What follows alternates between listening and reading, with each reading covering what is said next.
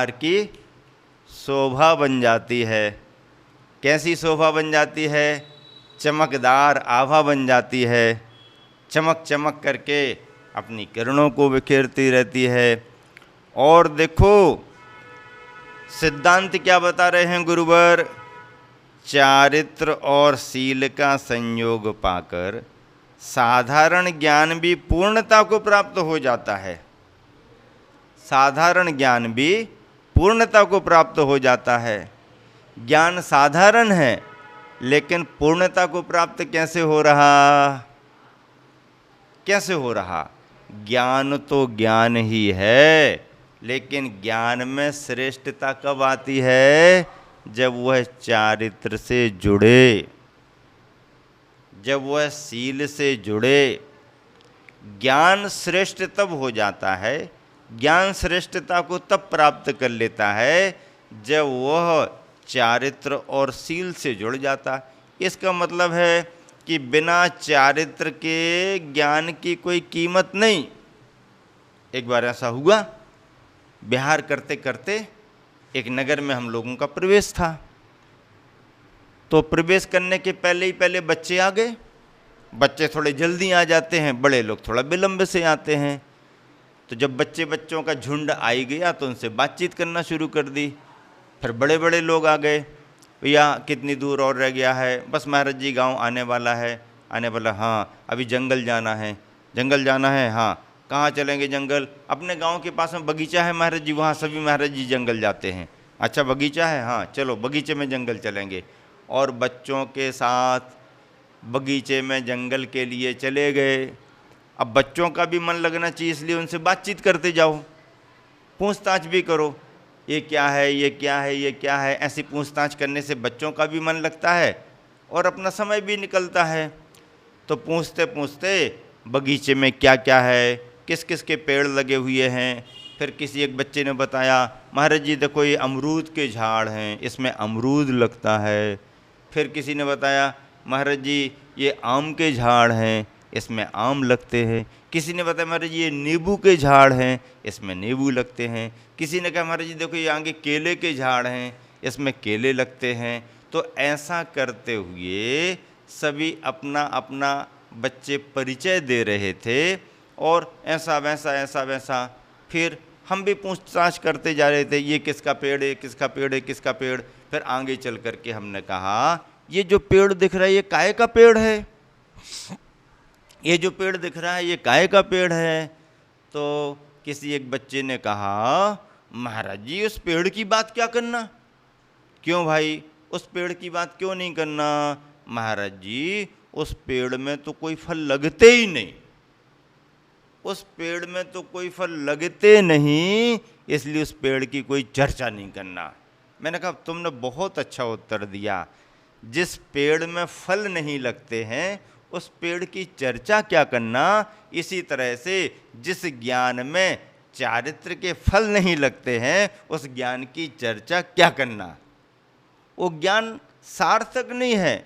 ज्ञान तो बहुत हो गया, बड़े पंडित बन गए, बड़े विद्वान बन गए, लेकिन संयम चारित्र कुछ भी नहीं। ऐसे ज्ञान की शोभा नहीं मानी जाती। ज्ञान की शोभा तो चारित्र के जुड़ने पर है। ज्ञान थोड़ा भी हो चलेगा, लेकिन चारित्र आना चाहिए, शील आना चाहिए। शील और चारित्र से युक्त ज्ञान, सम्यक ज्ञान श्रेष्ठता को प्राप्त होता है और पूर्णता को प्राप्त हो जाता है। आचार्य श्री ने पद्यानुवाद में लिखा, क्या लिखा? चरित शरण में जब आता है, शील छाँव में पलता है। चरित शरण में जब आता है, शील छाँव में पलता है। ज्ञान स्वयं यह अविनश्वर, शुचि पूर्ण ज्ञान में ढलता है। उचित क्षण पर उचित समय तक अनगढ़ हीरा जब चढ़ता, सुजनों के वह कंठहार हो, मूल चरम तक तब बढ़ता। चरित शरण में जब आता है, शील छाँव में पलता है। कौन? ज्ञान। स्वयं यह अविनश्वर शुचि पूर्ण ज्ञान में ढलता है।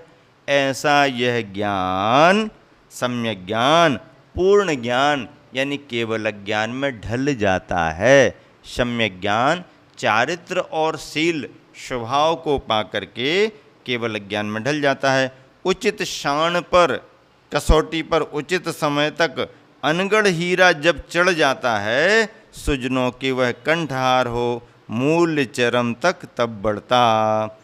अगली नीति गुरुवर आचार्य श्री कह रहे हैं, विद्वेष भावोपि समम सुजात्या कृतज्ञता सा सुनि जन्मतोस्तु अत्यल्प निद्रापि विधेर विपाको विचित्र एवं गदितम सुविज्ञहि। सुनि सुनि सुनि स्वान, सुन सुनि स्वान, स्वान यानी कुत्ता। कुत्ते के बारे में यहाँ पर चर्चा चल रही। कुत्ता क्या है? स्वजात्या समम स्वान, अपने जाति के साथ विद्वेष भावोपि, विद्वेष भाव बैर परिणाम रखता है। कुत्ते के स्वभाव में क्या है कि वह कुत्ता अपने सजाती बंधुओं के साथ विद्वेष का भाव रखता है। ये अच्छी बात नहीं है। कौआ के बारे में अनेक बुराइयां भले हों, पर एक अच्छाई बताई गई उसकी कि जब कभी भी उसे कुछ खाने को मिलता है, क्या कौआ के बारे में अनेक बुराइयां भले कोई बता दे, पर उसके बारे में एक अच्छाई बताई जाती है नीतिकारों के द्वारा कि जब कभी भी उसे कुछ खाने को मिलता है तो अकेले नहीं खाता, बल्कि बुला बुला करके काँव काँव काँव काँव काँव काँव काँव काँव करके सबको बुला लेता है और फिर सबके साथ खाता है। देखो, एक बात तो जमी, खाने के समय सबको याद किया, बुलाया। और दूसरी बात, कौआ के बारे में ये भी अच्छाई बताई जाती है कि काग चेष्टा, बहुत फुर्तीला है, बहुत बिल्कुल स्फूर्ति है उसके पास में। विद्यार्थी के लक्षणों में कहा गया, विद्यार्थी कैसा होना? काग चेष्टा, बको ध्यानम, स्वान निद्रा, तथैपि च अल्पाहारी विहारी च विद्यार्थी पंच लक्षणः। विद्यार्थी के 5 लक्षण कौन से होना? विद्यार्थी के 5 लक्षणों में पहला लक्षण है काग चेष्टा, कौए के समान एकदम बिल्कुल अलर्ट स्फूर्ति। तुमने यहाँ ताली नहीं बजाई कि कौआ कब उड़ गया पता नहीं, बजाना तो बहुत दूर की बात, उसने तुम्हारा एक्शन भी देख लिया तो कौआ गायब। काग चेष्टा, बको ध्यानम, बगुला के समान एकाग्रता होना, बस एकदम पढ़ने में मन एकाग्र होना, पढ़ने में मन लगना। किताब कहीं जा रही, तुम कहीं जा रहे, मन कहीं जा रहा है, ऐसा नहीं, पढ़ने में मन लगाना। बको ध्यानम, काग चेष्टा बको ध्यानम। स्वान निद्रा, कुत्ते जैसी नींद लेना। कुत्ता कैसी नींद लेता है? बहुत कम नींद लेता है, और जितनी लेना है वो दिन में ही ले लेता है। रात में तो वो ड्यूटी निभाता है, रात में तो पूरे नगर के समाचार रखता है, कहाँ से कौन आ रहा, कौन जा रहा, किसकी गाड़ी निकल रही, किसके पीछे लगना, किसके लिए भौंकना, पहचानता है। पहचान का आदमी निकल जाए तो कुछ नहीं बोलेगा, और कोई अपरिचित आदमी निकल जाए तो भौंकना ही शुरू कर देता है, और एक बार पीछे लग जाए तो छोड़ता ही नहीं है। नींद कम लेता है कुत्ता। दिन में जितनी उसको नींद लेना, नींद की पूर्ति कर लेता है। रात में तो प्राय करके जागरण ही करता है, और रात में भी यदि नींद लेगा तो बहुत अलर्ट होकर के नींद लेता है। जरा भी कुछ हुआ कि एकदम खड़ा हो जाता है, जाग जाता है। स्वान निद्रा तथैव च अल्पाहारी विहारी। क्या? दिन भर भोजन नहीं करना, 2 बार भोजन, बस हो गया काम। किसके लिए 2 बार भोजन? गृहस्थों के लिए। 1 बार भोजन महाराज जियों के लिए, 2 बार भोजन श्रावकों के लिए। भोजन 2 बार और बीच में थोड़ा बहुत ले लो तो बात अलग है। सुबह सुबह से चक्कर की दवाई, बस महाराज जी आ रहे कहाँ जा रहे? बस कपड़े बदलने जा रहे, इन्हीं कपड़ों में प्रवचन सुन लो। नहीं, कपड़े बदलने से चक्कर की दवाई भी ले लेंगे थोड़ी।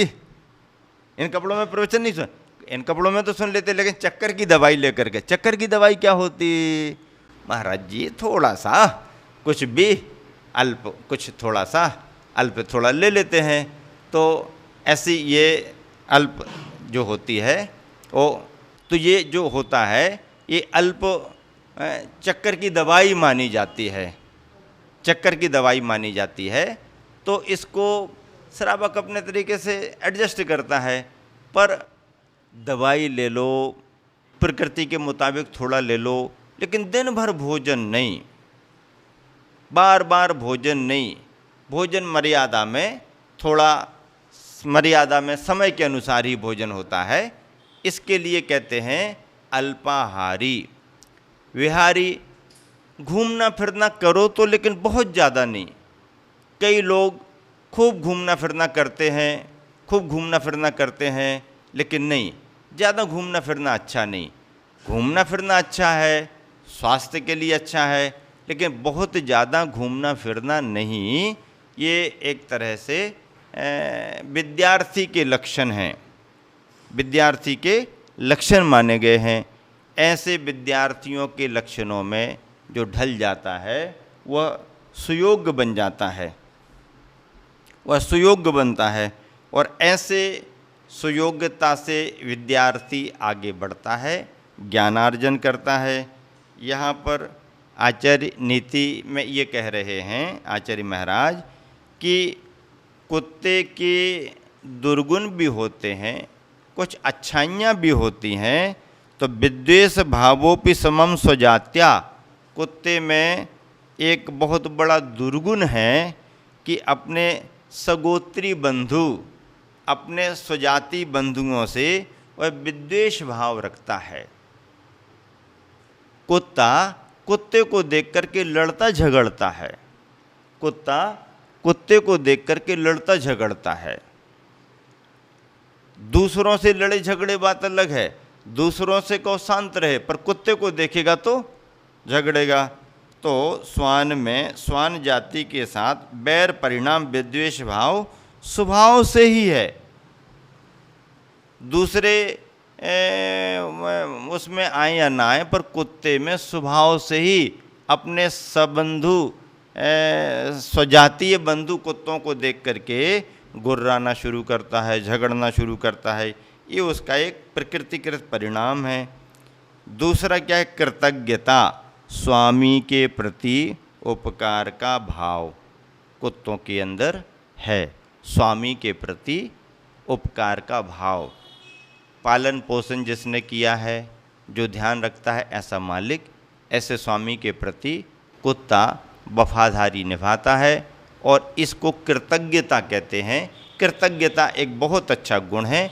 कुत्ता अपने स्वामी के प्रति कृतज्ञता का भाव रखता है, ये तो अच्छी बात है। सामान्य जन भी अपने से बड़ों के प्रति, या जिन्होंने हम पर कोई उपकार किया है उनके प्रति, अथवा गृहस्थों में माता पिता के प्रति कृतज्ञता का भाव होना चाहिए। क्यों होना चाहिए? किसी ने हमारे पर उपकार किया है तो उसके उपकार को यदि हम ध्यान में रखते हैं तो कृतज्ञता का भाव आता है। और ऐसा लगता है, ऐसा विचार करता है कि देखो इन्होंने हम पर इतना उपकार किया, हमको ऐसे तैयार किया, अब हम इस कर्ज को कब चुका पाएंगे, इनका उपकार हम प्रति उपकार में कब चुका पाएंगे, ऐसा विचार करता है। तो कृतज्ञता गुण है कुत्ते में स्वामी के प्रति उपकार का भाव। और अत्यल्प निद्रा अपि, अत्यल्प यानी स्वल्प निद्रा भी जन्मतः अस्तु, ये जन्म से ही उसके गुण हैं। कुत्ते के 3 बिंदु, गुण अवगुण जो भी समझो, 3 में से एक तो अवगुण जैसा दिख रहा है, 2 गुण जैसे दिख रहे हैं।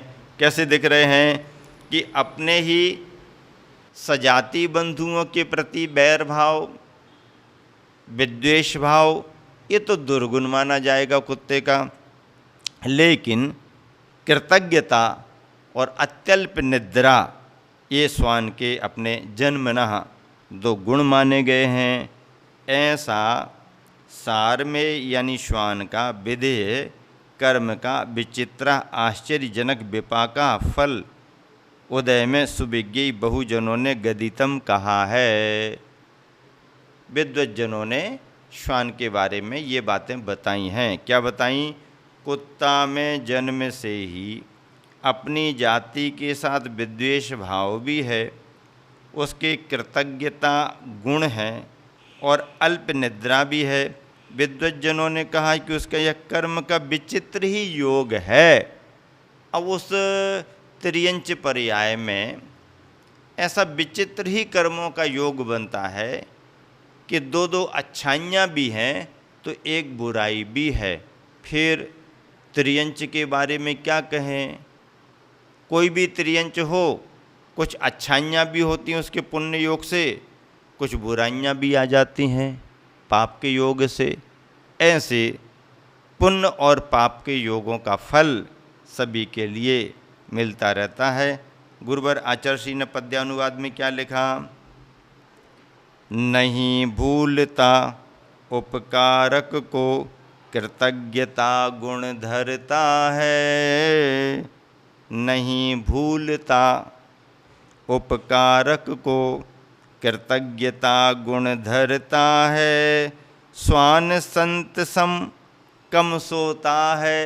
श्वान संत सम कम सोता है, निद्रा से अति डरता है। किंतु द्वेष रखता है निशिदिन, किंतु द्वेष रखता है निशिदिन। निजी जाति से खेद यही,